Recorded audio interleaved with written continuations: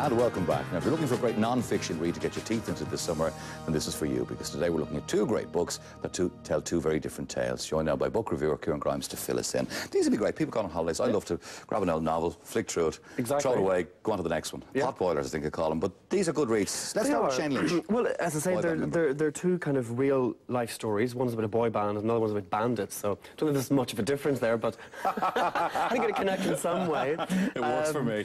But Shane Lynch's book, it's called The Chancellor, and I have to say I did enjoy it. I mean, what I find interesting about this is that out of all of the guys from Boyzone, he went through a lot of personal change himself. The difficulty finding out who exactly he is, I suppose, or was, I suppose. Exactly. I mean, he grew up in North Dublin, and you know, his dad was a mechanic, and he. The reason why it's called The Chancellor is that at school he was dyslexic, and he himself didn't like study or anything like that, and he finally he had to blag his way through school, and he used to like copy and cheat, you know, with the guy sitting next to him to get through his studies, to get through his exams. So he became this charmer, this kind of blagger and people then, and that's how he managed to get his way through school. Would have made a great sales rep, but no disrespect to sales rep watching, if you know what I mean, because you know, he can get something across that's exactly. And he was a mechanic, and a friend of his, Mark Walton, came to him and said, "Look, take that, or doing it. New Kids on the Block have just finished. You know, how do you feel about being in a boy band?" So him and Mark went and pitched it to Louis Walsh, which I didn't know. But they actually met with Louis and said, "Look, we have this idea for a boy band," and Louis said, "Fantastic, let's do it." So then Louis put the other guys together, and it's funny, I didn't know either that Colin Farrell actually auditioned for Boyzone and got down to the top 10, but didn't get through. But it went, obviously his career we all know, but now, Absolutely. so maybe it was the best thing for him. Exactly. What happened to Mark Walton? I actually don't know. Okay. I mean, he, whenever they were in the early days of rehearsals, he felt that it wasn't going anywhere, and he just decided, you know, I'm out of here. I'm out of here. Oh, wow. And just after he left, they replaced him with Mickey Graham, and then it just kind of escalated. It went from there. Thanks to Mikey.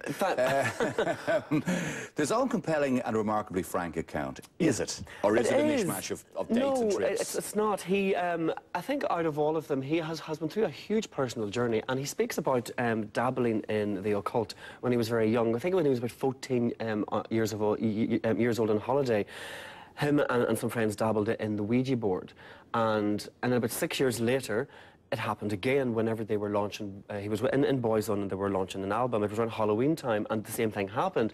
And he says that he started to get like sleep paralysis, and he would wake up and not just not be able to move, and he would get these visitations, these apparitions. You know, it was quite scary actually reading it. And then eventually he goes to see a medium who, I suppose in many ways, exorcises him, and through one thing and another, he finds his way to, you know, he becomes a born-again Christian, and so that was quite surprising. I mean, you wouldn't think. I mean, if you're, you know, if you're looking at him with all the tattoos and stuff, you wouldn't think he would be someone who has you know, he has found God, and he's relaxed about it. He said, "I don't go to mass 7 days a week. I talk to God. I have my beliefs, and I don't." Exactly.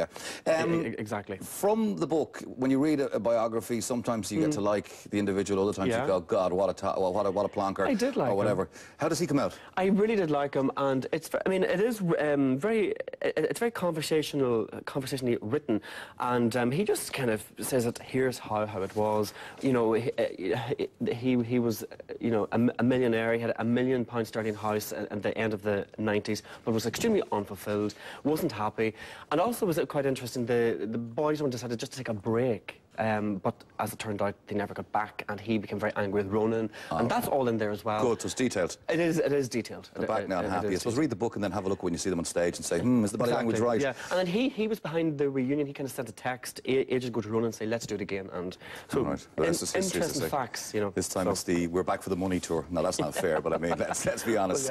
Bandit Roads into the Lawless Heart of Mexico by Richard Grant. What's this about? This is Richard's second book. Basically, Richard is a journalist living in America, and he likes kind of adventure. And boy, did he get this. He decided to go to Mexico, and he explored the Sierra Madre, which is a huge mountain range. It's about 900 miles long.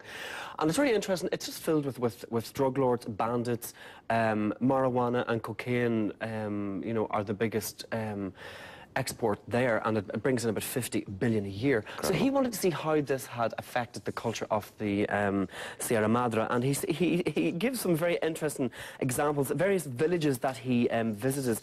He visits a village called Guirocopa, and him and his guide walked in, and these four men just kind of confronted them and took their hats off, and that's called hat talk, and that means get out of here. Really? You've overstayed your welcome. But what they did, he didn't realise he should have introduced himself to the people. He just walked in, okay. and they took great offence at this. He then ended up going to another village called La Aduana, to a religious festival.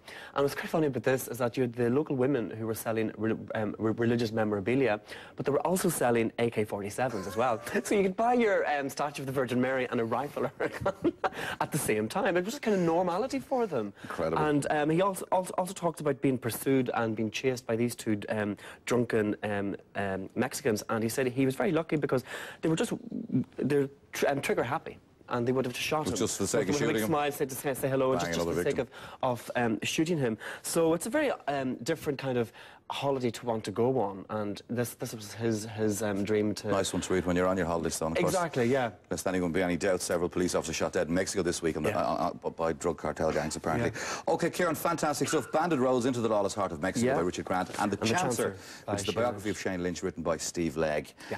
Two worth bringing on the old Holliers with you. Exactly. Indeed. Kieran Grimes, thank you very much. Pleasure as always. All right, little break here on Ireland AM. We'll see you back in a few minutes' time for the final hour, the 9 to 10 hour here on Wednesday morning. See you in a few minutes.